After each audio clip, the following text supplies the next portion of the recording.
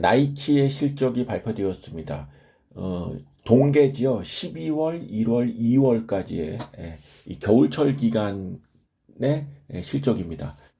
나이키는 계절별로 그 분기가 다릅니다. 그러니까 봄철 3, 4, 5, 여름철 6, 7, 8, 가을 9, 10, 11. 그리고 이번 분기는 나이키의 기준으로는 3분기가 되겠는데 12, 1, 2 동계까지의 결과입니다.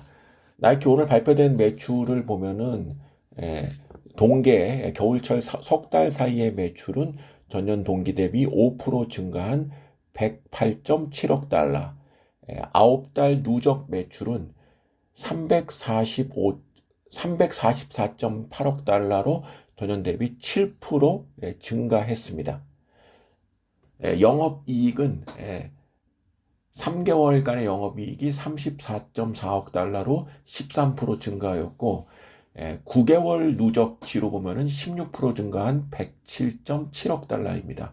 다만 순이익은 세금 비용 부담이 좀 늘어나면서 3개월간의 순이익은 13.9억 달러로 전년 동기 대비 4%가량 줄였습니다만은 누적 순이익은 46억 달러로 9% 증가하였습니다.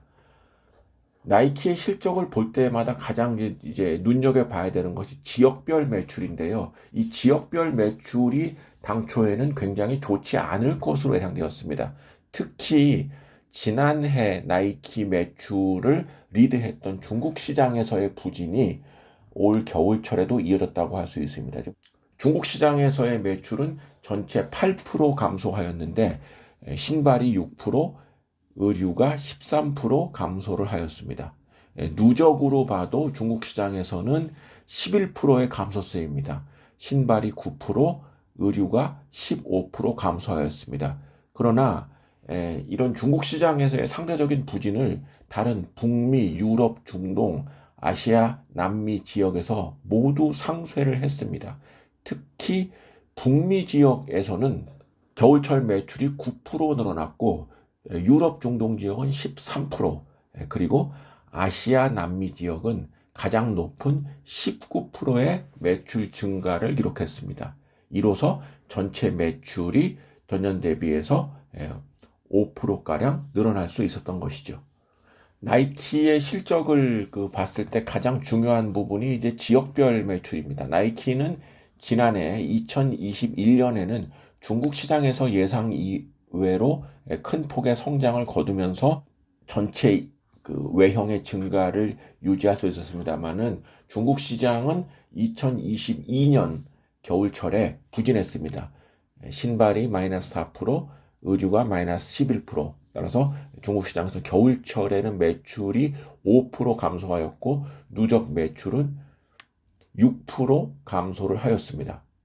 예상을 초월한 예상을 상회하는 매출과 이익의 증가로 인해서 나이키의 주가 오늘 이제 우리 시각으로 3월 22일 장 끝나고 발표된 실적이기 때문에 지금 현재 장후 거래가는 한 5.3% 정도 상승한 이런 상태에서 거래가 되고 있습니다.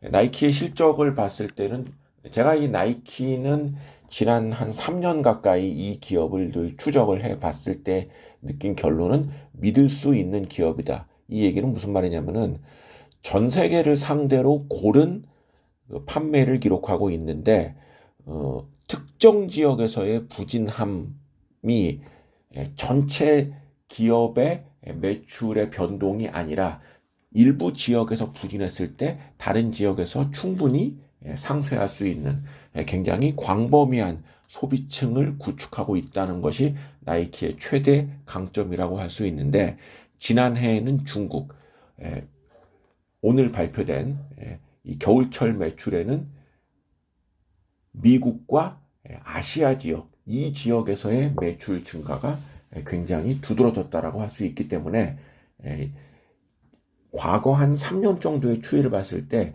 나이키의 이 브랜드 인지도 그리고 소비자들의 선호도는 어떠한 변수도 상쇄할 수 있는 좋은 기업이다라는 결론을 얻을 수가 있습니다. 나이키에 대해서 관심 많으신 분들은 아시겠지만 올해 들어서 주가가 20.9%나 하락을 했습니다. 적어도 지금 올 들어서의 주가 추이는 나이키의 오늘 발표된 3분기의 실적이 굉장히 좋지 않을 것이라는 전망을 하게 했는데, 이러한 전망을 무색하게 나이키가 훌륭한 실적을 발표했다. 이는 바꿔 얘기하면은 지금 시점에서 과감하게 나이키를 매수해야 되는 그러한 타이밍이 아닌가, 이렇게 얘기를 해도 지나치지 않다라고 할 수 있습니다.